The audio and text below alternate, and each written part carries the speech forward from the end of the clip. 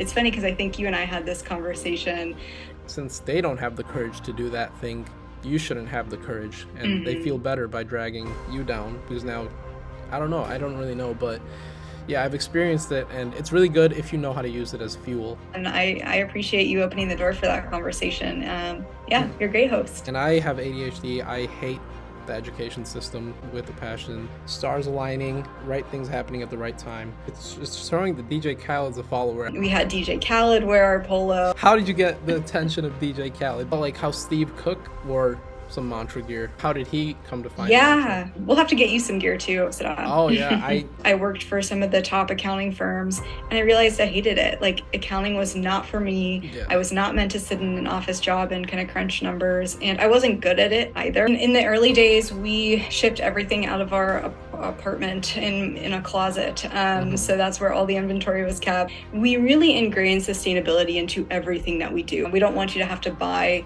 multiple polos, even if it means more money for us. Yeah. We want something that's quality, that's going to last a long time. We are working on a women's line, which is some secret intel that you get to have on this podcast. You know, as much as like Elon Musk is a controversial subject in person. After a certain point of consuming art, you get this growing urge to want to produce it. And for me, that urge was like breaking out of my body. So like I just wrote that book. It took 7.5 months. Jack London's books. Jack London is, a legendary writer in American literature. So if I spoke to 20-year-old me, I wouldn't even get along with the guy. Everyone starts with 0 followers. How did you begin acquiring like traction on the marketing side of that Instagram page?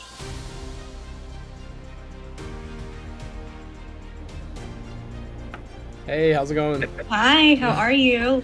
I'm doing Feels like good. I haven't seen you in years, but really it's only been like 2 weeks. Yeah, you went on like another trip right after the Brazil EE. No, I came back here, but I was actually in the UK before our Oh, Brazil EE. So I was in London for a wedding, which was really nice. And then, yeah, spent a couple days in Rio after, and that was great too. when I was speaking to Steven and Megan, just reminds me of being back on that bus, going to all these unique places. Hello, guys, and welcome back to the Wild Primal podcast. I'm the host, Sadat Faiz, and this podcast episode is the third podcast in this series of podcast episodes that I just on the whim kind of started. And this person that you see here today, she's also part of that program, and we also came back from 2 weeks in South America, Rio de Janeiro, Atlantic rainforest, doing conservation work.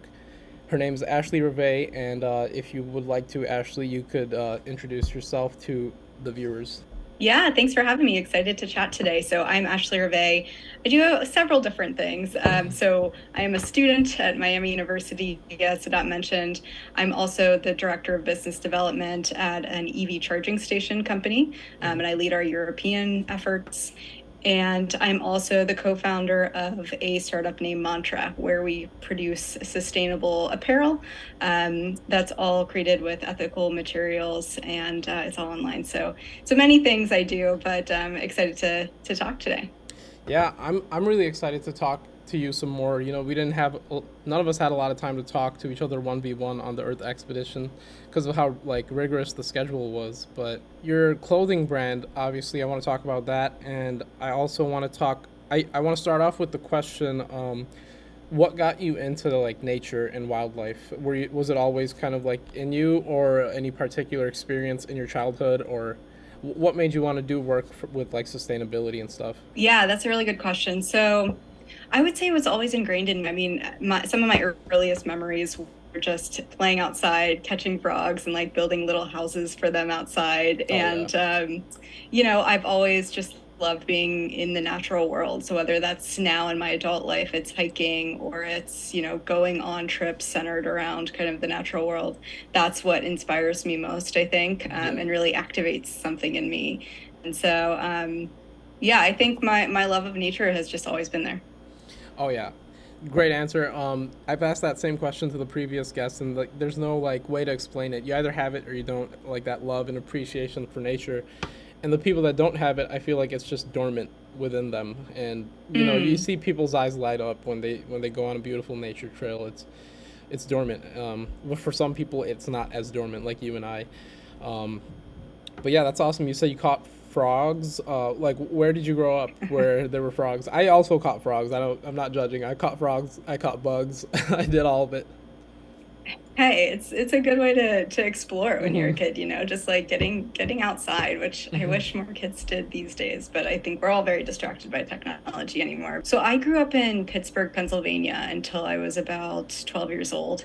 So Okay. yeah, there was just, summers outside and the sounds of nature. Like I was thinking yesterday on my walk, like the sound of the mourning dove just like really activates something in me. Like I Oh love yeah. that, and it really brings me back to my childhood. And it's funny because I think you and I had this conversation when we were on our Earth expedition about folks who are on the hiking trail with music, and it's like no, let's turn that off. Let's listen to the natural sounds, and I totally resonate with that. It's like it's a whole nother realm. It's a whole nother world. So I like to disconnect.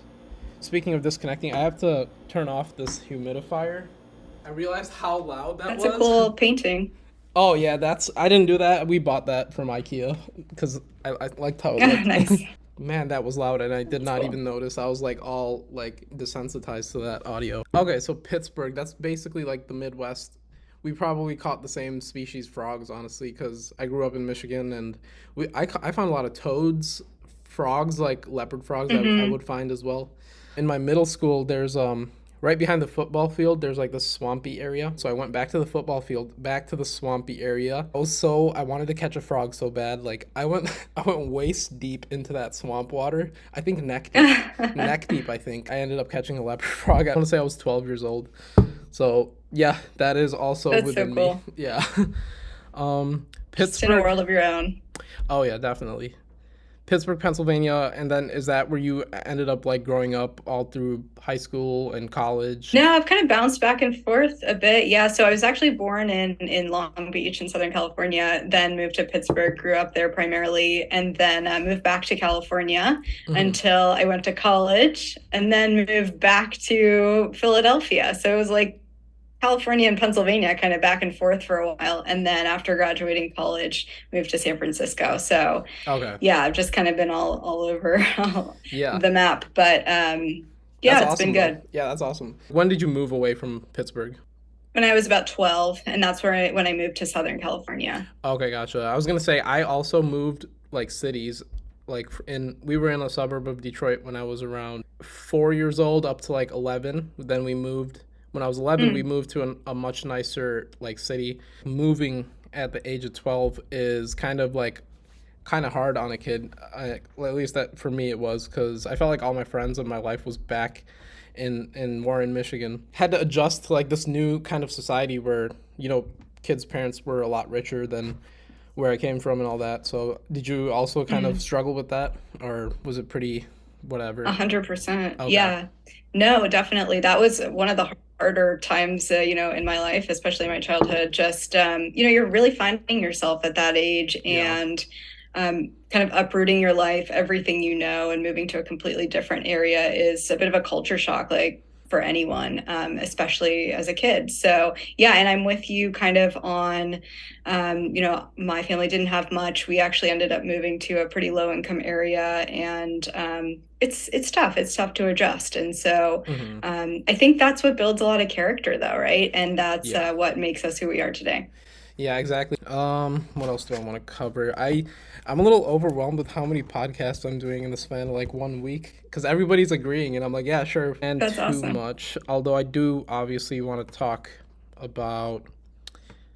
Yeah, let's just dive into it. How did you start Mantra? It's not called Made by Mantra. That's just the Instagram page, right? Yeah, that's the Instagram page, Okay. and that's kind of our formal LLC, but we go by Mantra. So, Okay. yeah, so my partner Dominic and I, we founded Mantra in 2019, right before COVID hit. Mm. Literally, probably 4 months before COVID hit. But That was the first really on company. the Sorry, that was the first company you guys ever started. together, yes. I started, I had ideas and things in college that weren't real companies, I would say, but there was always that entrepreneurial spirit of wanting to start up something else. So Hmm. I was very into aquaponics in college, which is, you are probably familiar with that kind of an alternative way of farming, which Yeah. I really appreciate, Oh my gosh, and my tried to make a aquarium business is out of that. my aquarium's literally right there, and I do aquaponics in a very micro scale. Yeah, Ah, I'm really into it as well. that's awesome. Yeah. It is so cool. I mean, it's just like the ability to grow your own food alone is just so amazing. Oh But yeah, aquaponics is a really interesting, just a full cycle way to do it. So I it's so love that. But I satisfying. don't do it Yeah. anymore, unfortunately. I don't have the space, but it's really cool that you do that. Yeah, it's just so satisfying once you get through the fish cycle, with the nitrogen cycle, and you get all the beneficial bacteria settled in your tank. It's just so Hmm. soothing to look at. Like, it's just a closed loop, the waste and the energy cycle, it's a closed loop, and that's better than TV for me sometimes, just looking at my aquarium.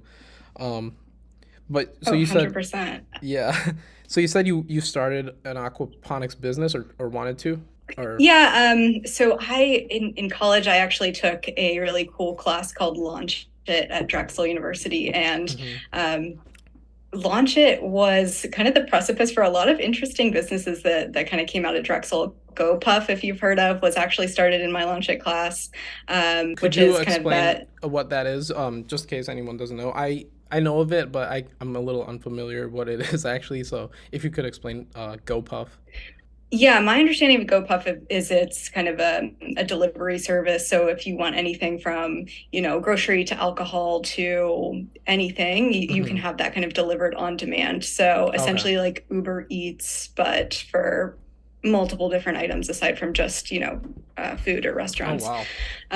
So yeah, anyway, a lot of cool companies kind of came out, or at least a lot of cool ideas came out of this class. And so my idea that I took into this class was an aquaponics business, and really creating in-home units where people like you and I can create an aquaponics farm in their kitchen. And so it was kind of Hmm. a piece of furniture essentially that was aesthetic, that would sit in your kitchen, but also like you could grow your own food, and it had the Ooh. aquarium attached to it, and it was just its own system. And so I sold these at farmers markets temporarily, and it didn't take off, but Yeah. it was a cool business I could see while the it potential of lasted. that. And so I could really see the potential of it. Yeah. definitely, Everyone having and one there in are a their lot of cool kitchen. businesses out there.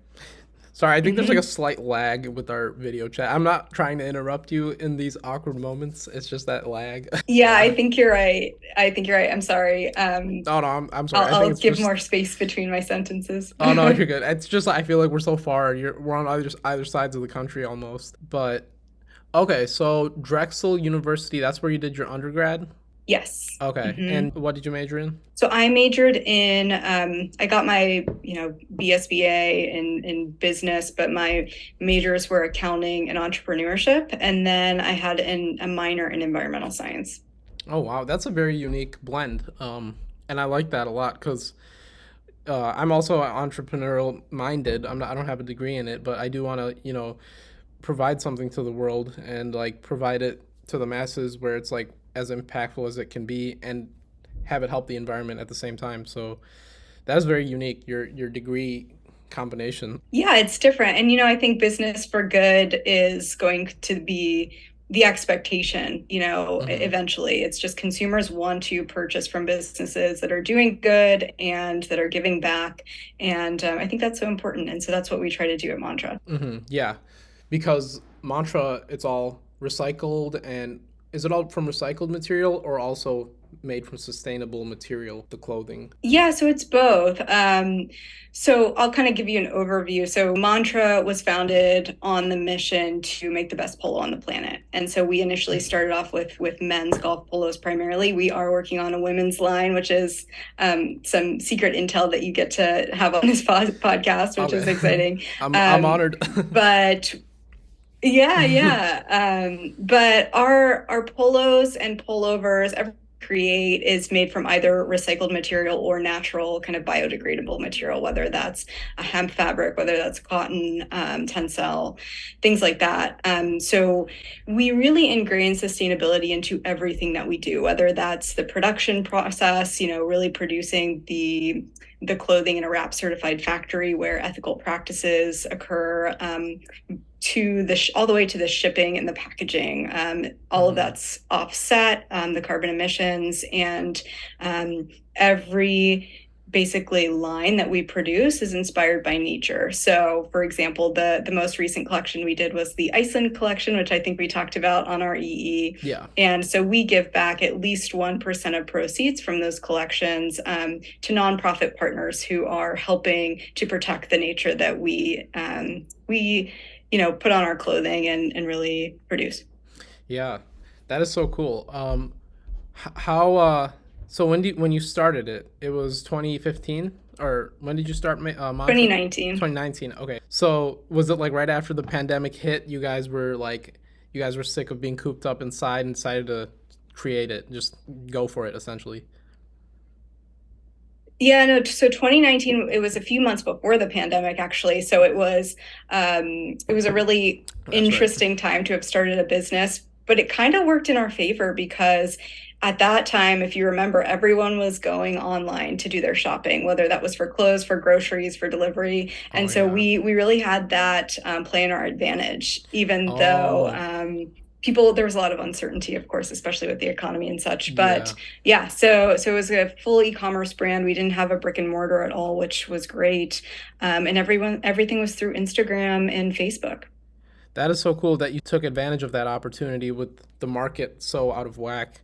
You saw some opportunity there and you went for it. Okay. So when you created your Instagram page, everyone starts with 0 followers. How did you begin acquiring like traction on the marketing side of that Instagram page? Yeah, I think it was really consistency and finding that niche and speaking to it. Mm-hmm. So everything we posted had to do with kind of the specific pillars that we put in place. So around sustainability, around golf, because it's ultimately a golf lifestyle brand. Mm-hmm. And so really all the content we put out there spoke to our audience. And I think that's really important. I think it's easy to get lost in, let me produce content that's going to speak to everyone. Yeah. But really you should be speaking to your niche, market. And so that's what we really did. That's really cool. So you targeted a niche market, which was people who played golf, right? Yeah, so people who played golf, people that were interested in, sustainability and the outdoors. And so it took some Okay. refinement because at first it was, hey, let's tell you about the recycled bottles that we've saved by creating these polos. And so that messaging maybe stuck for a bit, but we've had to refine that. And we understand that, hey, recycled polyester isn't the answer for everything. And so we have to look at Yeah. alternative avenues. So I think, every 6 months we've really refined our messaging and refined our brand. And it's always an evolution with these things. Yeah. Okay. So the first few posts that you guys started creating on that Instagram page right after you made it, did you utilize hashtags or anything, or utilize Instagram's paid advertising? Because that's something I've tried out just to see what would happen. Yeah, so we ran Facebook and Instagram ads. We still do. That's, how we gained the majority of our following, Oh wow. between organic following of, word of mouth or Reels or TikTok. Um, and then also ads, because I think that's really the best way to get in front of people. I think, the algorithm, it does not play in our favor anymore, unfortunately, because you're Yeah. mostly seeing, well, it's changed over the years, but Okay. at first you were just seeing your friends and then you were seeing top creators. And so it's just hard to get, a smaller page in front of people without the advertising. But yeah, that's what we do. So we advertise all of our polos, all of our new launches. And what we'll do is just get like one of our best, performing photos and push it out there to people. And, now video is much more important. So pushing a lot of that too. Oh yeah, because in 2019 it was still mainly just images that were getting the likes and comments, right? Right, Okay. exactly. Yeah, video like TikTok, I think had just launched, in 2020, or at least was gaining traction then. So Yeah. video really wasn't a priority, but now, we have a videographer on every photo shoot to make sure that we're getting that content. Yeah, and I think it's cool how you mentioned that you guys were utilizing the Facebook ads and the Instagram ads because this book I'm reading right now on how to grow a YouTube channel, it's called The YouTube Formula by Daryl Eves.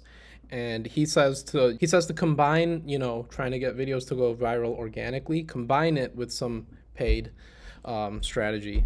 So Hmm. like to do both basically, he said, because it's really helpful to pay the algorithm a little bit of money and see like if it pushes it out to certain counties. You get to choose like the county, everything, at least for YouTube. Um, Hmm. that's really cool that you guys Yeah. already knew from the from the get go to do it that way. In 2019, it was pictures, and then did you guys shift to reels eventually when the reels came out? Yeah, I would say, the reels is still something we're working on, Mm-hmm. getting better at. Like we definitely have video content, but we're not as good as being consistent on reels. And I think if we were, that would be really helpful for the brand. But we've just started getting, a little more consistent on TikTok, which is great, kind of building up a following there. And it's incredible, what will go viral and what really takes off. So I Yeah. think the strategy there is just put out as much as possible and see what sticks, because you know you never know. You never know what it's going to be. Same. I agree with that 100%. I'm struggling right now to get into the YouTube Partner Program. And I took into account what you told me on the bus to try out TikTok. As much as I hate being a user on the platform, I do want to now. Hmm. Now I'm much more open minded to it because, like you said, you got to put out a bunch of stuff and see what sticks. And I'm right now in the point of my career early on where I got to do that. So I'm about to start creating TikToks and Reels again. I'm learning right now how to do podcasts, so and then I gotta start creating short form content. It's crazy how the algorithm gives impressions to short videos. Like one night, I was working on a video all day, editing it, and then I went to bed, but I couldn't sleep for some reason, right? And then I was like, I'm just staring at my ceiling. I'm gonna go back and do a little bit of work. So I went into the video that I was editing, just cut out two little sections of it and turned them into YouTube shorts and just uploaded them and went to Hmm. sleep. And like that, I woke up with like 6 extra subscribers, and like the amount of work I did was like less than 10 minutes of work. It was like, all right, I'm gonna take this chunk out of the video and I'm gonna take this chunk out of the video. That's two shorts.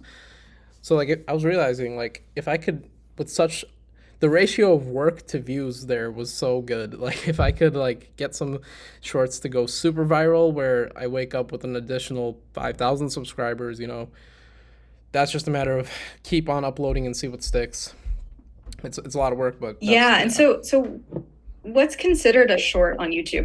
I'm not as familiar with YouTube as maybe I should be, but I don't know, it's all good. I would love to learn a lot of It's this. just like you know how when TikTok came out, it was just like going crazy. Everybody was using it. So all the other Hmm. platforms they were kind of in panic mode, and so Instagram made Reels, YouTube made Shorts, and Shorts are just like Mm. they're just well, I'll show you on the homepage. So like if you're on your YouTube app, you can just like go around and these are the shorts section essentially. Like these are videos. Like you click on these, you'll Mm. get videos like a full video, but every now and then you'll get like this row of shorts and you click on it, Mm. it just starts playing like a TikTok.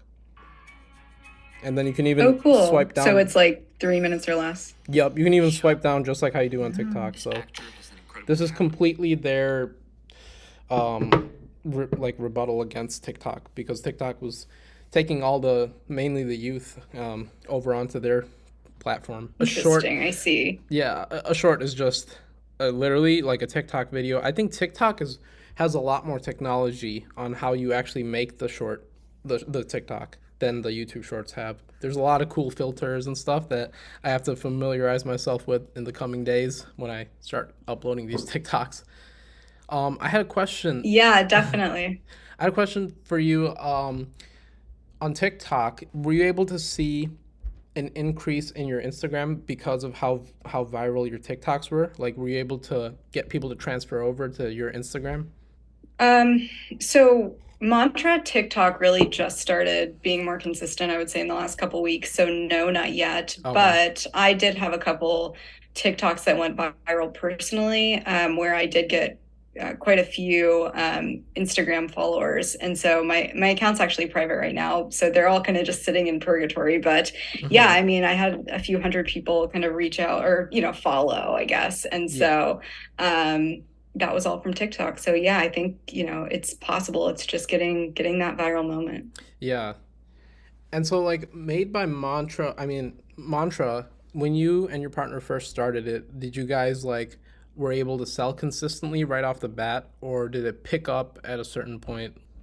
Yeah, I mean, right off the bat, no, we had a lot of issues with production and kind of scale. And so you don't want to just invest all your money into making thousands and thousands of polos up front. Like Mm-hmm. we only created several hundred when we first launched. And, the quality wasn't where we want it. The styles weren't where we want it. And it took a lot of iterations to get it to where it's at today.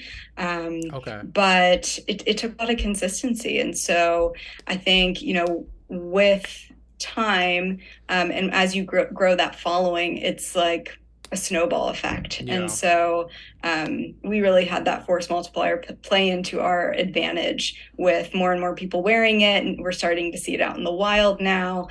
We had DJ Khaled wear our polo a couple Yeah, weeks ago, which was I really cool. So I wanted to DM you about that because when you showed me your page made by Mantra, I was like, it's showing the DJ Khaled as a follower. I wanted to DM you like how did you get the attention of DJ Khaled? But I didn't want to annoy you, so how did you? No, you should have. Yeah, it was so organic. Like he Okay. followed us one day. We were in the airport and we are like, what? DJ Khaled followed us? Like, this is so weird. And so we messaged him. We were like, hey, thanks for the follow. Like, let's get you some mantra gear. And he's like, sounds good. Here's my address. I wear, this size. And he sent us his home address, which was really funny in That's Miami. And I was hilarious. like, kind of want to personally deliver this to you, but I will avoid that. Yeah, that is And awesome. so we custom made some gear for him because we don't, make a lot of like larger sizing, which is something we're working on, but we made some custom gear for him with a custom print and shipped it off to him, and he wore it, and we messaged him and he's like, send more. So we need to send more. Man, I wonder if that's what celebrities do whenever they find a cool article of clothing. They just like they start following the page and then they get sent the free stuff. What we do. Anytime we get a big follower, we're like, hey, like let's get you something. Oh We yeah, don't it's a do win-win. paid endorsements really, but Hmm. yeah, but we'll send you free gear. Yeah. If you have a large following, right? Yeah, if That's you a have a large prereq. following, or even if you have like a smaller following, but you're super active and your Hmm. community is very engaged with you, I think Okay. it's not so much about the following as it is about just your impact on people. So Oh like yeah. I know your page, you're very consistent with your posting and kind of the information you put out there is so valuable. And so, that's always of interest of us too. Yeah, and I mean, it's a win-win. He brings publicity to your brand, and you give him the free articles of clothing, and now his name could possibly generate more sales for your company. It's a complete cycle. And I also saw like how Steve Cook wore some Mantra gear on your page. How did he come to find Mantra? Yeah, same thing. I mean, Steve Cook was he was actually the first large name that followed Mantra and Okay. that was interested in our brand. And I think we only had a few thousand followers at that time. And he came across it and he's a big golfer Oh and the wow. nicest guy, reached out and we were like, hey, let's get you some gear. And, we ended up, he took it to Australia. He's taken it to several different golf courses Oh around the wow. country. And so, again, not a paid endorsement at all. He just likes the brand. He likes the way it looks, seemingly, and so he wears it. And once in a while, we'll get a tag, and that's great for us. We love that. So he found you guys initially through the Instagram page? Yeah, seemingly. Okay. I'm not sure how he found us exactly, but yeah, he followed us and we reached out. He actually purchased a polo before we even sent him any free gear, and and then I think he had a customer service issue and wrote in, and we were like, oh, this name sounds familiar. And Oh so then we wow. started the conversation from there. That's Yeah. crazy. I'm a big fan of Steve Cook because like all throughout high school, when I was first getting into like lifting weights, it was like 20% of all the videos I watched were Steve Cook videos. That's so cool though. Oh yeah. Um, Yeah, that's awesome. We'll have to get you some gear too, Saddam. oh yeah, I will definitely accept any discounts even. Yeah, of course. So at this point, has Made by Mantra made you guys financially like free at this point? No, not Okay. financially free. I don't think most startups are financially free until you're in a point of, you're ready to sell the company Mm-hmm. or you're ready to take it public. And so they're always going to keep sucking money into some degree, right? Because you have to keep producing polos Yeah. and or clothes or whatever you're producing, and the cost of those goods continuously goes up with scale. And so while you're making, a good amount of money from it, you're also investing that back into the business. So no, not quite financially free, but we hope to be $100 million business Mm-hmm. in the near term. I hope so too for you guys, because not only because I like you guys are great people, but because it's so eco conscious. It's really important for these companies to grow as big as they can. I think as we head into the future. Definitely. And one of the big goals that we have at Mantra is really creating an impact fund. And that's part of what I'm actually doing my master plan on for our EE program. Okay. Or not our EE program, but Project Dragonfly. And so the master plan kind of speaks to creating an impact fund where we are working directly with these nonprofit partners to give back to them directly in Mantra's name with Mantra's profits, to really see the work that our money can do. And so I had a conversation with Luis Paulo from AMLD, which was awesome, just talking to him about like how we can partner and how we can give back to them to see some real impact there. And there's so many great things they're working on that we would love to support. So that's what an impact fund is, where you can channel some money to these people like AMLD organizations, conservation organizations. Exactly. Yes. Okay. So I think Patagonia does a great job of doing this. Oh They yeah. have an impact fund where they do so much work and preserve so much land, and so that is like the shining star, the North Star that we're trying to get at eventually. Mm-hmm. But starting out with some smaller nonprofits that people don't really know about, I think is so important too, like AMLD. I had never heard of the golden lion tamarin monkey personally Oh yeah. before REE, and so I think it's important to get the word out for some of these smaller species too. Oh yeah, and that's why I want to get videos to go viral for that reason right there. How you said like you didn't know what golden lion tamarin was. I bet a lot of people don't know what a lot of like iconic species are. So like the more views the better, because my content will always be about wildlife and ecology. I don't see myself creating anything that doesn't have like the central message of like protecting the environment in some way, whether it's like a video about wolf facts or bison facts. I had one video on my channel go viral, kind viral for me, which was 16,000 views. It was a 25-minute video, and it took about 3 months to make, and it was just a voiceover Wow. video. The whole video was just about wolves, and I sectioned it off to like their what they eat, their behavior, their natural history, and I was just like winging it, like however I wanted to create it, I just created it, and it got me a lot of watch time hours because it was 25 minutes long, and 16,000 views with an average retention of like 5 minutes and 32 seconds, which is if you multiply that by the views, it's a lot of hours. I think it was around 1,500 watch time hours. So That's awesome. yeah, so it was really cool to see like because I was expecting it to get 100 views, like 50 views, and then it just kept piling up. So I don't know. I might create another video similar to that video. But again, it all matters on the title and the thumbnail combination and whether or not people click on it as they're scrolling and through all those recommended videos. So that's at the end of the day, like that's all that you have to accomplish as a creator on any social platform. Can you get people's attention, get them to click, and then like Mm, hold their attention?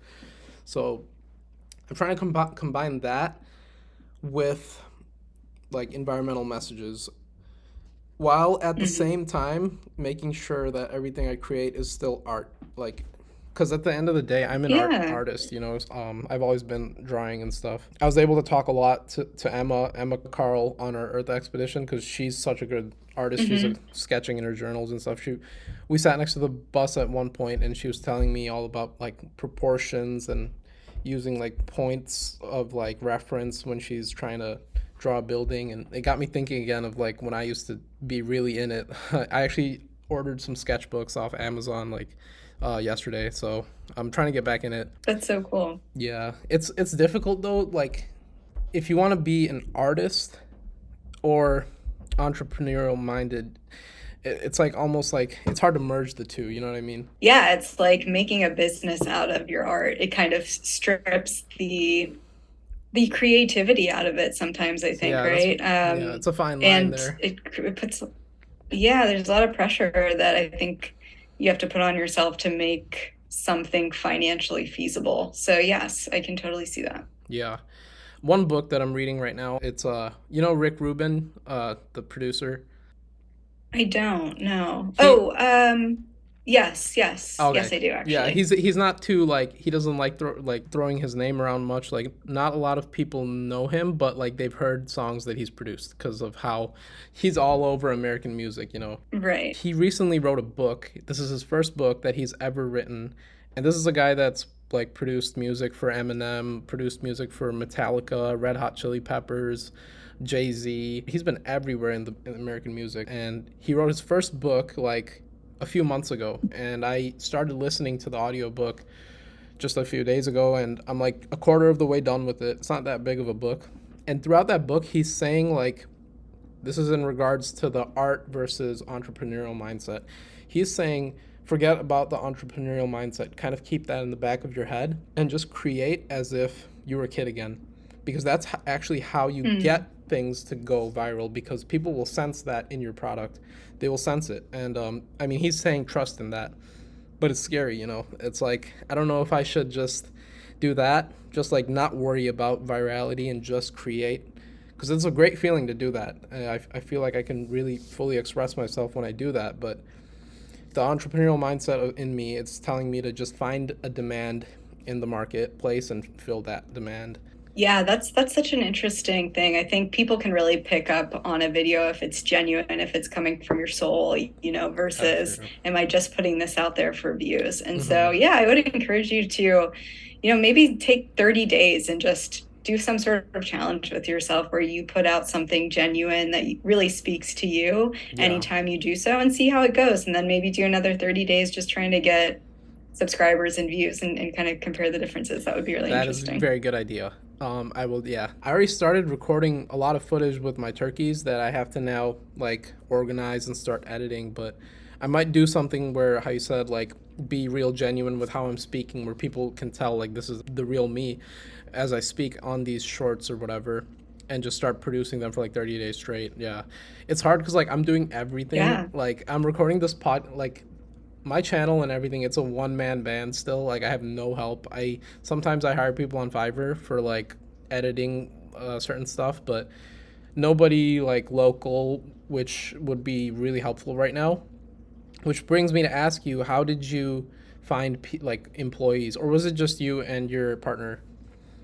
So for the longest time, it was just my partner and I, and we've had some employees come and go on a more of a contract basis, but it's still for the most part a two-man show, Mm-hmm. and we do outsource a lot, like when it comes to accounting, some of our manufacturing partnerships. We work with artists. I was having this conversation with Emma to source our prints for the fabric. So there's a lot of folks involved with it, but I would say at least in the org chart, there's two people. And so there's Mm. a ton of pressure on, my partner who does this full time, and then I do it part time. There's just so much to be done. And so I think one lesson that we've learned over time, though, just with working with different people, is to hire slow and keep everything in house as long as you can, because when you're working with different people, everyone has a different way of doing things, and you really want to work with people who are passionate about your brand and your product, or your art, anything you're putting out there, just as much as you are, because again, people see that quality, they see the passion in the product, and you want to make sure you're building a culture that is impactful and stays solid for a long time. So yeah, it's still a small team. That is cool. That is really cool because the fact that you guys are small still, I learned that a lot of big YouTube channels that are getting millions of dollars in yearly, it's literally two people, the guy who's on the camera and like one video editor, and they're like really close, and that's all they need. And that's Mm-hmm. really cool because now they only have to divide the income up between the two of them. So, but for you guys, your income stream isn't the anatomy of a YouTube channel. You're mainly wanting to sell your products on the Mantra products, right? And using platforms. Right, Yeah. exactly. Okay. So for that, it's like Mm-hmm. a different anatomy of a business than a YouTube channel because you're trying to sell physical products and you're marketing them through platforms. So for that, do you guys have like an end goal of hiring more than just you and your partner in the future? Like you'll probably need more people, physical people, right? Or how does that work? Yeah, we need to hire people pretty soon here. So I think a content creator is one of the most important hires that we can make, Mm-hmm. as well as a designer. So as I mentioned, we outsource a lot of our current prints and designs, and we've also done a lot in-house, but to different artists, but also just to have someone in-house that can come forth with new ideas and new designs and really work on the technical aspect of our designs and everything that we do in Illustrator and Photoshop, for example, to put that out there. Mm-hmm. I think content creator, designer are both really important hires. Also on the operation side, just someone who can manage really from design all the way to in a customer's hand. That production life cycle is really important too, and something we'll look to source. Okay. And so, like, when you guys started Mantra, you said you were just buying like 100, 200 polos, right? And they were selling, or some of them weren't selling. Yeah, so we'd probably do a few hundred per color that we were producing, and we did four colors, four different polos. Mm-hmm. So you can say under probably about 1,000 polos that we produced in our first run, and we thought that was a ton. Mm-hmm. And now we're doing multiple tens of thousands, Oh, which is yeah. really That's, exciting. you guys really scaled up. I feel like you guys aren't too far from like the vision of your company. You just have to keep like grinding through this phase of it. Yeah, yeah, absolutely. We feel like we're coming up on that inflection point where the business is just going to take off, and that's we keep our heads down, we stay consistent. I think that's all you can do. Consistency is so important, and it's really easy to give up. This when you don't get views, but you put hours into something, or Yeah. you don't get sales, but you really loved the color of that polo, or you Yeah. really thought people were going to vibe with this, and they don't. So you just have to keep going. You have to be consistent. Mm-hmm. That's where I think the producing as much as you can, see what sticks rule really applies because even Rick Rubin in his book, he said sometimes he's just scratching his head wondering how this song went viral and how this other song that he believed was the best song he ever made nobody really cares about compared like relatively Mm. speaking. He said it's a complete mystery what will catch with the masses. It's all, and it depends, according to Rick Rubin, it depends on a lot of factors like societal factors and cultural factors that maybe this month this thing was going on, so people weren't really interested in that type of product, and maybe this month this happened. I know in 9/11, a lot of basically everything in that time, 9/11 that month, all the people that were trying to make hit songs, they were all just like smushed. Like all the work they put into their work, nobody's listening to music right now. It was the most depressing time ever, No. and like some of those people, that was like their only chance, and who knows, we would have, if that never happened, like a lot of businesses would have been, a lot of businesses were crushed, as well as obviously the lives, like a lot of people's dreams were crushed. So it depends on like the culture of, 100%, yeah. yeah, the situation of society. And so he was saying in the book that a lot of it is stars aligning, things happening, right things happening at the right time. But you can maximize your chances of that happening by producing as much as you can and continuing to improve your product. Yeah, and it's funny that he mentions that too, because, to his point of creating something that, is soulful and something that, is genuine. And Hmm. then that you do produce that and it doesn't stick. It's just, Hmm. that's crushing for sure. So Yeah. definitely being able to kind of overcome those obstacles is so important. Yeah. Um, so like I'm going back to like the early stages of Mantra because I'm so curious about that. So first, when you were first ordering those hundreds of polos and the different colors that you mentioned, they were selling and weren't selling. And what got you? Was it just Instagram driving the sales, or were you marketing it in a different avenue as well? Yeah, no, it was just Instagram and Facebook. I mean, we did like one or two small pop-ups in San Francisco just to kind of like get the word out there, which Mm-hmm. wasn't incredibly helpful. But yeah, it was all social media. And like I said, I think COVID and folks turning to online platforms for shopping really helped us take off. Oh yeah, I Um, bet. and so, yeah, I mean, social media was the key to our success in the early days, and I mean, it continues to be as well. And so Facebook as well, Instagram and Facebook. Those are the driving marketing strategies. Yeah, exactly. So Instagram ads, Facebook ads, Google ads, not so much. We do stuff there, but I wouldn't say it's like a key pillar to our strategy. Mm-hmm. Email marketing is really important too. So we've really grown that email kind of subscribers list, and Nice. when we send emails out, the sales come in, which is amazing. Yeah, that's something I used to have a website and I did actually start a subscriber system and I got like a handful of subscribers I could count on one hand and they were all like family and friends. But it was cool to just learn how that works and it's cool to hear from you that it did generate sales, the subscription email subscription system. It does work. Definitely. Yeah, I think, you don't have people that are necessarily telling you how much they like your product or your brand on a daily basis, but they're in the background. I mean, if you think about all the brands you really love, right? How often do you reach out to them and tell them you actually like them aside from, spending your money with them? And so I think Mm, that's really important to remember is there are people watching you, there are people watching these videos or following the brand. That love it that don't necessarily kind of speak out about it. So mm-hmm. they're always in the background. Yeah. And a lot of it has to do with how nice you guys like how approachable you guys are as a business, like how you treat your customers essentially. I feel like you guys did that really well if it generated sales. Yeah, we try to be really lenient, and I would say, what's the word that I'm looking for? Genuine or I don't know, like, yeah, genuine or welcoming, like with our yeah. customer service, anytime someone writes in and they're like, hey, this doesn't fit, or, you're super late on delivering this, even though it's not our fault, even though UPS like has lost your package in the mail, we Oh want yeah. to create a really solid customer experience for you where you're going to come back because that's a memorable experience for you. And there's companies like, Costco, the Home Depots, the Lowe's of the world who have created this amazing customer service culture, and that's what we want to replicate to some degree.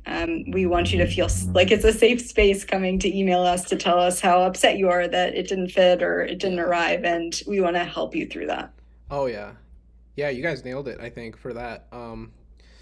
I once bought a shirt off of Etsy and I ordered a small and the small ended up being too tight and I told the the guy who sold me the shirt on Etsy, like, yeah, could I return this? And he's like, don't worry about returning it. I'm just sending you over a medium.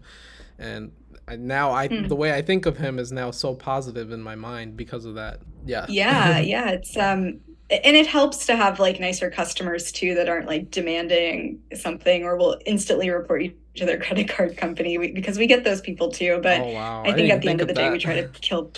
Yeah, yeah. Yeah. I mean, we never wanted to get to that point, but I think some people have had really bad experiences with brands, and so that's kind of their instant reaction. And so, we always try to kill them with kindness at the end of the day. Yeah.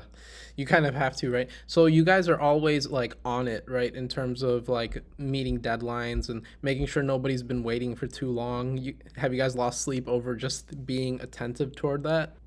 Yeah, I mean, in the early days, we shipped everything out of our apartment in a closet. Mm-hmm. So that's where all the inventory was kept. And That's so cool. we used to take boxes of like hundreds of envelopes full of polos to our buddy Ken at the San Francisco post office, who would just look at us like we're crazy every time we brought these orders in. Oh my god. And then we were like, okay, it's time to get a drop shipper or like a shipping warehouse who can kind of send these out for us. And so that's what we did. But yeah, lost a lot of sleep over that. I mean, planning these photo shoots, getting the models, making sure all of the next launch of a collection comes in time. It all takes so much time, and with limited resources, it's tough. It's definitely not an easy business, but Yeah. the impact we have is certainly fulfilling.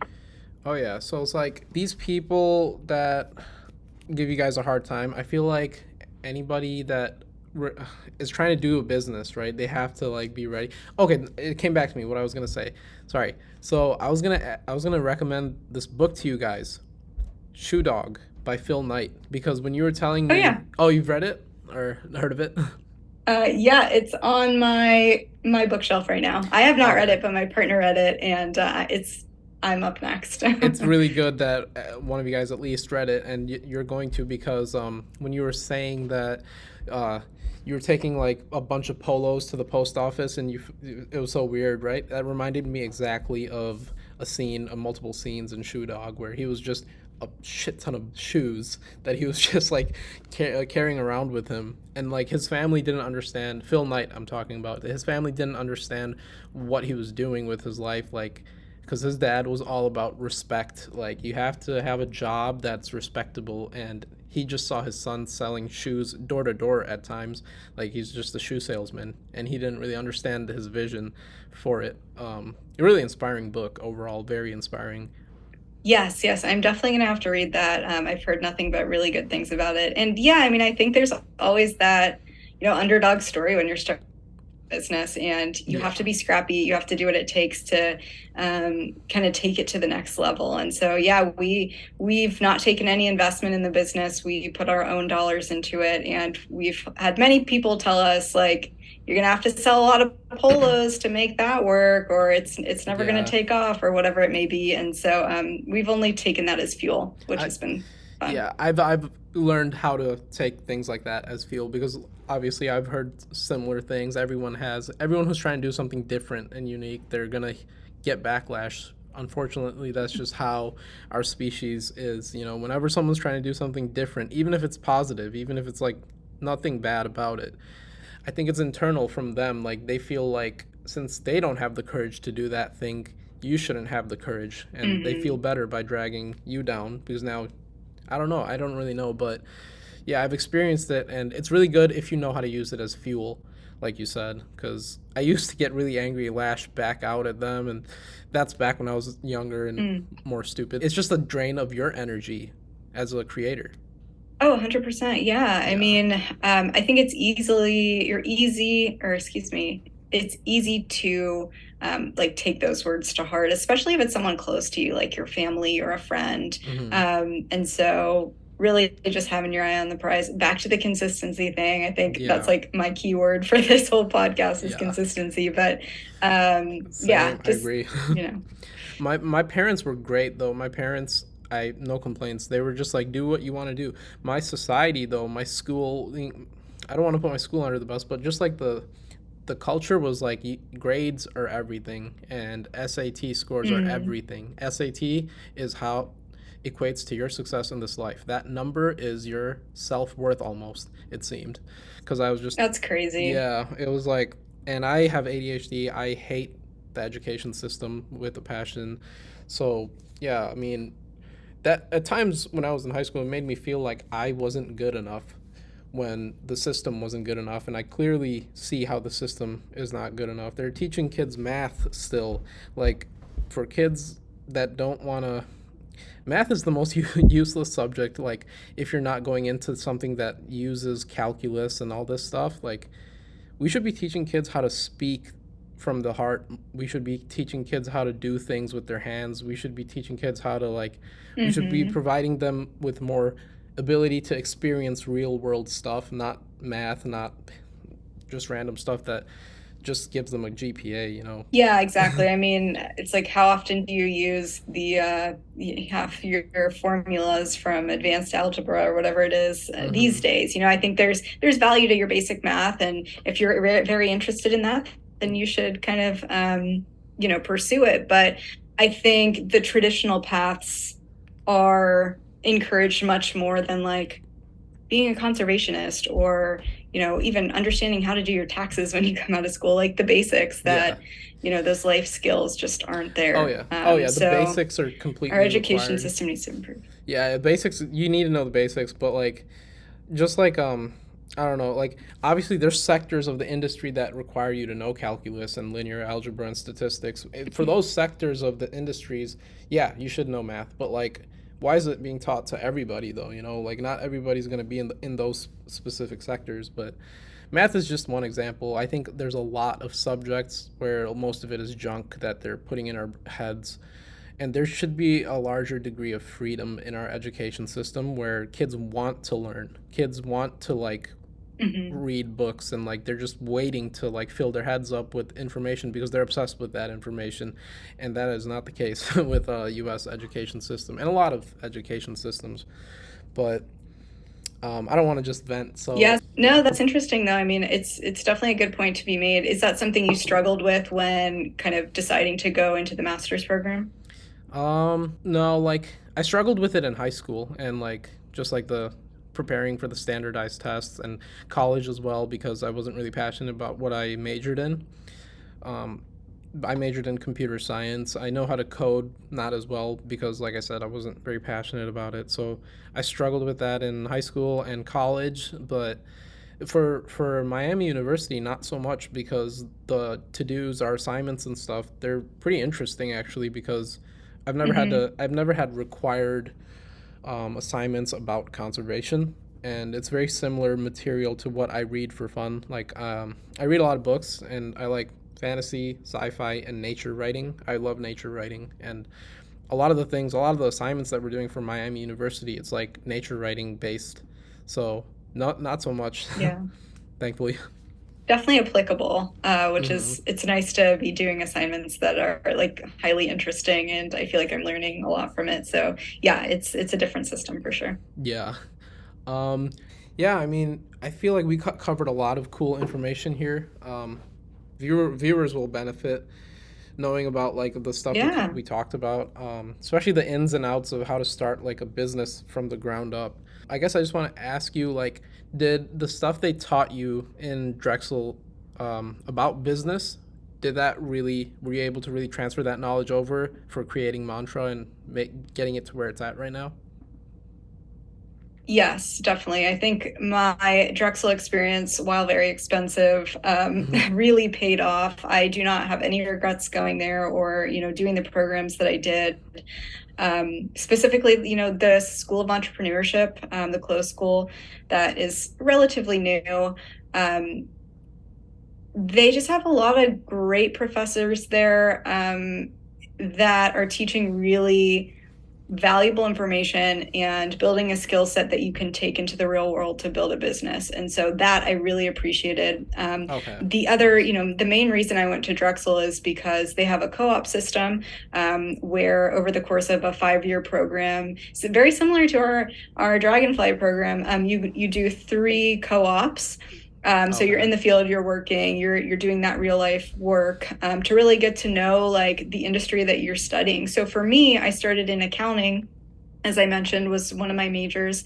And I worked for some of the top accounting firms, and I realized I hated it. Like, accounting was not for me. Yeah. I was not meant to sit in an office job and kind of crunch numbers. And I wasn't good at it either, quite honestly. And so, thanks to those co ops, I realized that. And I ended up going into consulting when I graduated, which, strategy consulting was much more up my alley and very big picture, not so pigeonholed into one industry or sector or focus. And so, yeah, a lot of what I learned from Drexel, I think, has shaped, the position I'm in today. Oh yeah, it sounds like a great institution. Yeah, with my rant there, I didn't mean to like throw all universities under the bus. I'm sure there's great ones out there. It's just Hmm. my experience with like structured education wasn't the best. But a lot of that had to do with me not knowing what I wanted to do or not having the courage to do the thing I actually wanted to do, which was zoology at MSU, Michigan State University, Mm. or something related to zoology. I feel like I would have enjoyed my experience with college a lot more. But I went to Wayne State, did computer science, Wayne State University in Detroit. Made some great friends and stuff, but like I wasn't really enjoying the actual stuff that I was learning. Um, Although it was pretty interesting in ways to know about like AI and coding and ethics.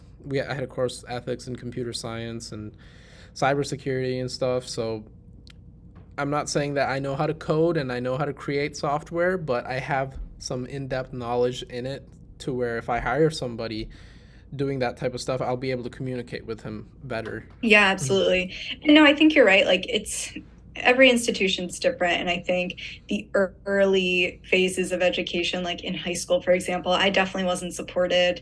Math was really hard for me too. And I didn't have the, financial resources to be able to get better at that. Mm-hmm. And so I think, it's our education system needs improvement for sure. But I think going into college, at least it's a little bit more on you and kind of what you want to do. And I think some of the resources are there. But again, like, you know, student debt is a big, student loans and debt is a big issue right now in this country too. So Yeah, exactly. can't win. Yeah, and a lot of the reason why I wasn't passionate about the stuff I was learning was because I was like a totally different person in college. I was a time waster. I'm not half as productive as I am these days. Because these days I'm working on the YouTube, I'm working on writing stuff on my Substack. Back then I'll be real with everybody here. I was just like drifting through life, just like messing around, partying, just experiencing life. Right now I don't do any drugs, I don't do anything. I'll drink occasionally with friends and like honestly it has to be a very good occasion for me to even drink these days cuz I'm been on this fitness like journey as well. Lost like 20 pounds. I have to lose another 20 Oh, to cool. get back to what I was at in high school. Yeah, just my days are so different. Like if I spoke to 20-year-old me, I wouldn't even get along with the guy. Hey, I think that's what it's all about. It's like let's lead as many lives in this one life that we have as possible and just continue to be a better version of ourselves. Yeah. Yeah, so real quick about the impact fund that you talked about, does REI have that as well? Does REI also do impact funds? I imagine that they have something. I don't Mm-hmm. know much about it if they do, but I know that they Okay. have a lot of really great community organizations, and they give back in that way. But I'm not sure if they have an impact fund specifically. Okay, because I know REI, like, I always feel good giving my money to them because of, like, all the stuff I hear about, like, where that money ends up going, their philanthropy work with nature and stuff. Very, Hmm. very cool what they do. I love REI. Yeah. Hence our pants, our matching pants. Oh, yeah. Those pants are so, not just, like, look good, they were so comfortable for that type of environment. So good. I need to get more of them. I wish they had them in more colors, but I couldn't find them in many more. The blue zipper. Yeah, right. Yeah. Yeah, and in that video too, we're both wearing them. I even have my journal right here, the journal that I brought with me on the EE. It's all filled out. Oh, cool. It Is was, that the Right in the Rain journal? yep, right in the rain from REI. Nice. Do you like it? Like, did you have any issues with finding a pen that will work on it, or does everything work with it? The pen that I first tried worked with it, and it was a Pigma Micron pen, it's a popular pen Mm. made in Japan. Artists use Oh, it a cool. lot. Yeah, I Yeah. might get one of those. Yeah. I mean, also Awesome. right after I wrote something, if I put my finger on it, it would rub off because of the paper. So I just got to give it a little time. Mm. Yeah, But Oh, gotcha. I found out a lot of students were running out of paper in their journal toward the end of the Yeah, yeah. I EE. got a bigger notebook, so I was good. But I mean, Yeah. there's so much to document every day on the EE. Oh I mean, yeah. there's so many thoughts, so many observations. I mean, you're just going nonstop, which was surprising to me. I didn't expect the days to be filled like to the brim. Yeah. Especially since I have like these like habits to write. Um I don't know if you read my intro. I self-published a book. Oh It's yeah, I think all I saw yeah. that. Hmm. Yeah. Yeah, so I wrote like a nonfiction book about northern wildlife, like the most iconic northern like boreal forest, the taiga biome. So forests, mountains, wolves, bears, um, that environment. I wrote a book about like the most iconic, most well-known species, and each chapter is dedicated to a species. So I think I did that. The reason I did that was because I wanted to get a product out and available just to get that experience of having something up for sale where you can give me money, I can give you something in return.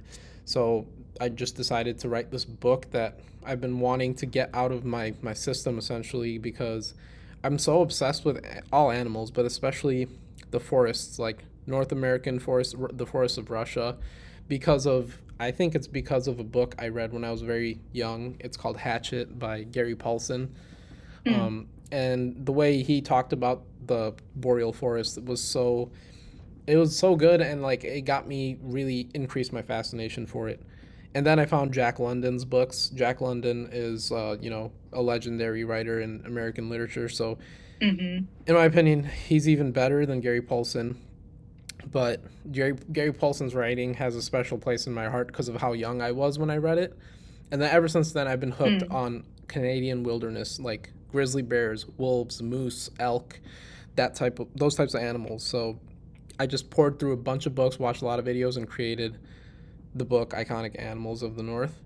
And now I'm working on the YouTube to try and market the book through views and eventually, create more products up for sale besides just the book. I don't know, I haven't brainstormed what other products I want to create, but I do obviously want to create more products that raise awareness about the environment. That's so cool. So is your book on Amazon right now, or how can people find it? Yeah, it's on Amazon, exclusively on Amazon, because I use the KDP, Kindle Direct Publishing, because that'll allow anybody Mm. to get a book out and into the world. Like a lot of people use KDP to just create journals where they put in a lot of time and effort into the Hmm. formatting of it and the cover, and they're just selling journals. And you can actually make a lot of money if you Oh, really get wow. into it. Yeah, but like I said, I it's really That's important for cool. me to make art, and like I had to get that book out of me, like because I was so fascinated by these animals. Like I have a bunch of field guides, I have a bunch of like documentaries that I watched that after a certain point of consuming art, you get this growing urge to want to produce it.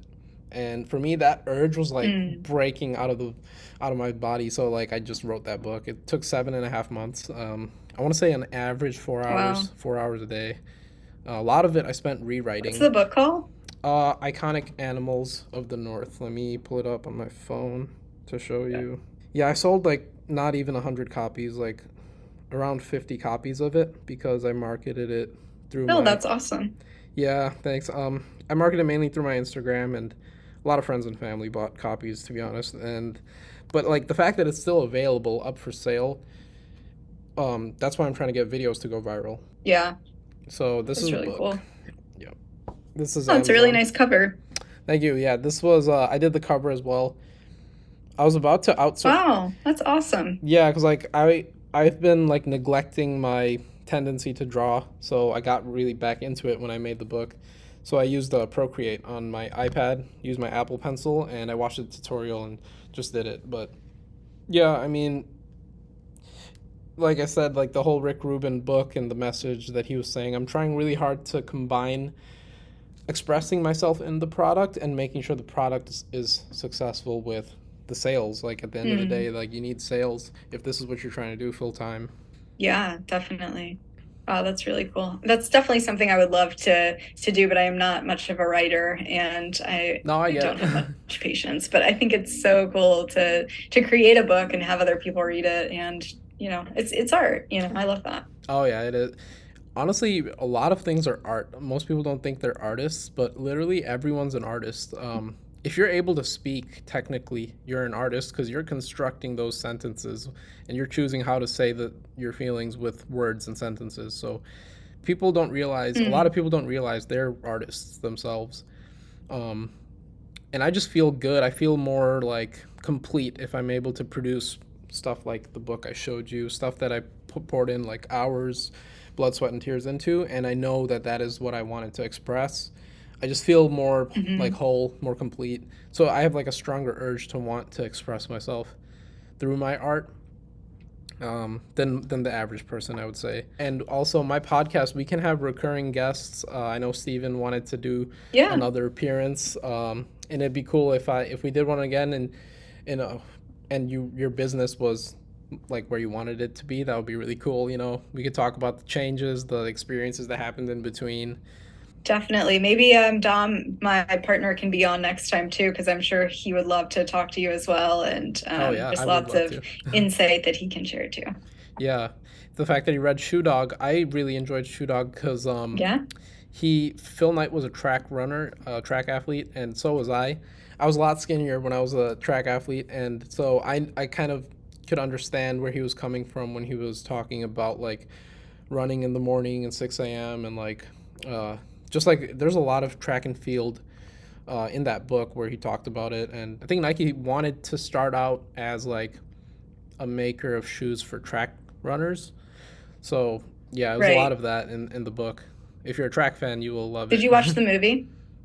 I did not know there was a movie. Yes, it Let just me came see. out recently. I saw it in theaters actually. It was really good, really well done. It's kind of about the Air Jordan story, which was really interesting, Okay, wait, is and their this? involvement in making that happen. I've seen that trailer. So that is that the one with Matt Damon? Yes. Okay, yeah. So I yeah, it's on my bucket list to watch. So Yeah, it's really good. wait, is it called Shoe Dog or? Is it? I don't know. I don't Let me remember. see here. It's called Air. Wait, yeah, it's called Air. 2023 Air. Oh, Matt okay. Matt Yeah. Damon's in it. But yeah, so it's about that Yeah. same story because talk about Phil Knight.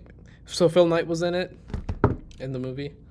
Yes. Hmm. Oh, Yeah. okay. It Wow. was really kind of their introduction into the basketball world, because at the time they were really stuck in that like track shoe oriented world, Uh huh. and they didn't really have the funds to be sponsoring big players. And then they were able to get Michael Jordan, and that's a great story too. And Oh it yeah. speaks volumes to his mother, which I love.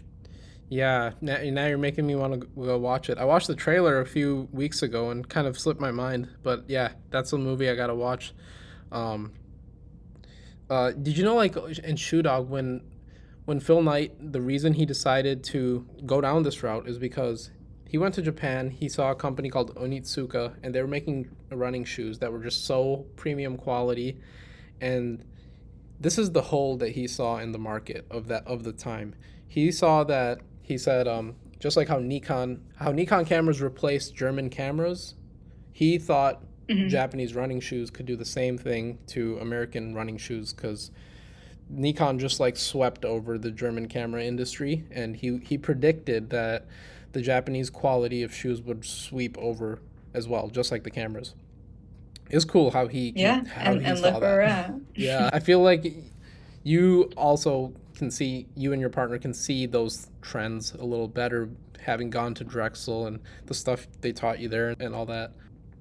Yeah, absolutely. I think the trends are so important, but we also try not to be like too much of a trendy brand. I think Mm-hmm. fast fashion is so apparent anymore, and it's like we go through trends on a, monthly basis, and these clothing companies are always putting out the next best thing of, you know, whatever they think is in that moment. And I think it's important, at least for us as a brand, to stick with like one quality piece that you don't need a lot of, that's going to last you a long time.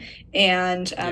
that's really one of those key pillars that we try to stay true with. We don't want you to have to buy multiple polos, even if it means more money for us. Yeah. We want something that's quality, that's going to last a long time. Yeah, and that's a part of the overall trend of being more eco-conscious, right? Throughout all the Hmm. industries.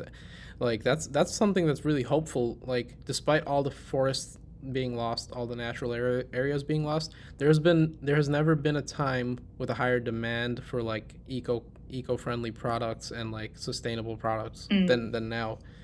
So yeah, that's a really cool trend that affects a lot of industries, I think.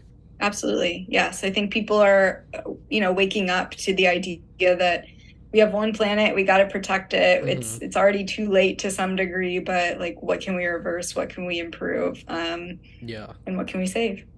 yeah, and it's great if we end up as a species like a bunch of companies we create that are actually carbon neutral or even carbon negative, that that are actually economically healthy as well and support the economy. That would be like a really cool like utopian future that I think we're working toward. We're all kind of brick by brick Yeah. working toward it. It's cool how there is that demand for the eco-friendly companies and stuff, but when you like talk about conservation, I've experienced this to people who don't like really know too much about it, who aren't concerned about it. They feel attacked sometimes and they lash out. Like Mm, it's so like annoying because like most of them are kids that stay at home and play video games all day. And if that's like our next generation, if that's most of the next generation, that would suck. But because I experienced it. I left a comment on Mr. Beast's latest Instagram post, or not latest now anymore, but he posted this thing where he was doing a bunch of like train wreck projects. Like he was driving trains into a hole, he was blowing up houses with fireworks, and I just left a comment, kind of a long one, like hmm, I was like, we are no longer in a position to be doing these types of stunts anymore. Like, do you know how much greenhouse mm, gases these videos produce? Like, I love Mr. Beast. I literally typed this all out. I was like, I love when he made blind people see for the first time and deaf people hear for the first time, and when he planted 20 million trees with Mark Rober. Those things were so awesome, and like this stuff, I'm not gonna act like I enjoy it just to fit in. Like this is really messed up. Like it's such cheap. yeah, It's such a cheap yeah, form of entertainment. Like how is blowing a house up entertaining? I don't know. It's just like the cost for that level of entertainment. You could have entertained us far better with without doing that, without with doing something else, you know. And dude, the comments I got 100%. Yeah. on that comment, they were so funny. It was just like people who didn't want to hear it. They were like, "Bro, just shut up and enjoy the explosions." And it's like somebody's commented, "I think Mr. Beast should try exploding the Amazon next." And I was just like, Oh what my the hell? Yeah, gosh. and I just left one more comment and then I left there. But I was like, Mr. Beast, at Mr. Beast, maybe you should make a video showing the interconnectedness of nature so the commenter above me will know that we will all die if we lose the Amazon. So I wasn't even like directly responding to him, but like, and then I left there because like it was so Yeah. much negativity, so much people like hurting inside that they don't even want to hear it. They don't want to Mm. hear about conservation, and that's like I want to stay away from there honestly and just stay around you guys and as we work toward our message of conservation because yeah, people are in dark places. Yeah, no, you're totally right. I mean, there's so many internet trolls, of course, but Yeah. people just love to be combative. Hmm. And, Yeah, that's the word. to some degree, you're right. It's like, who hurt you? I feel like you don't even realize what you're saying here. But yeah, I think it's like creating some like relatability. And I mean, if you think about like Tesla, right? I think this is, I'll come back to like a real point here, Oh, but okay, no. um, no one really cared about like electric vehicles or, you know, buying a car to save the planet necessarily. But driving an EV is actually one of the like best things you can do for your carbon footprint. Anyways, Yeah, I think we have a Tesla. like as much as yeah, Yeah. yeah, it's great. As much as like Elon Musk is a controversial subject in person, what he did with creating a Tesla and creating like a very sleek, sexy car that you want to drive, whether it's gas powered or electric, really shows that ability to create a product that brings people into sustainability and environmental, conservation to some degree without necessarily saying like, "Hey, I'm a tree hugger," or "I want to protect the Amazon," or whatever. Hmm. You're changing their habits through a product, and I think that's what we aspire to do at Mantra. Like whether you like us because we have an impact fund or not, like at the end of the day, your money is going towards a good cause too. Yeah, Elon Musk. I'm actually a big fan of his. although I don't agree with everything that he says and preaches, that doesn't mean I'm canceling him, like all this cancel culture going on. Because at the end of the day, he's done a lot. Hmm. He's done a lot for literally for conservation by creating these electric vehicles. Yeah. Um, Sometimes I'm against when he talks about depopulation being a problem. Like, we have over 8 billion people in this world, Yeah. and he tries to say that we don't have enough people sometimes. And he gives that stupid example where he's like, if you drop the pebble on, or whatever he says, on the earth, the chances of it landing on someone's head are so low. But each person requires like hundreds, if not thousands, of square miles for him to have food produced for him and a lot of stuff, so that Yeah. example is so useless. But yeah, like, I don't Oh, blindly, totally. yeah, Yeah. I don't blindly follow Elon, but I recognize the things he's done, and overall I'm a fan of Elon Musk, and like most of the things he's doing I'm a fan of.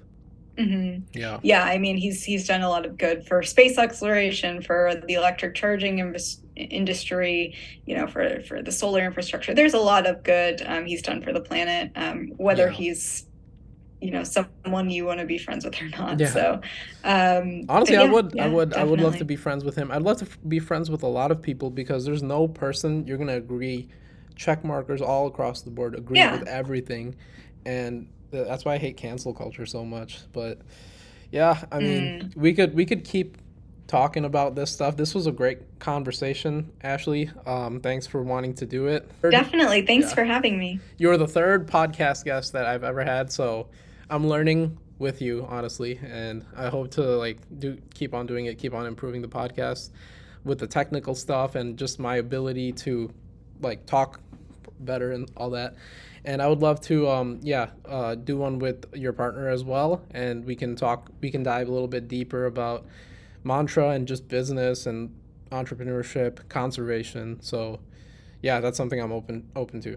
Definitely. Well, you're a great host, and I appreciate you having me on. And I'm excited to watch the next couple that you have coming up. And yeah, we'll definitely be back. Good. I'm rooting for you and your partner for the business to reach your vision.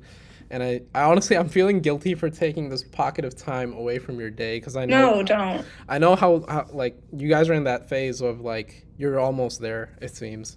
We're getting there. Let's hope so. Yeah. But this is great. It's helpful for us too. We talked about mantra. It's going to get out to your audience as well. And I appreciate you opening the door for that conversation.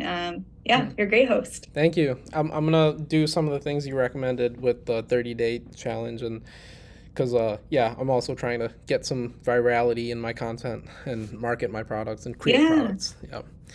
All right. good. Well, I'll be subscribing, and Oh, I'll thank you. I'll be watching. And let me know what your TikTok handle is, because I'm going to follow you there too. Okay, yeah, I'll send it right after this.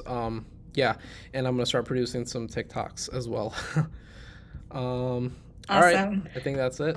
Have a great night. Have a great night, Ashley. All right, I'll see you later. Bye.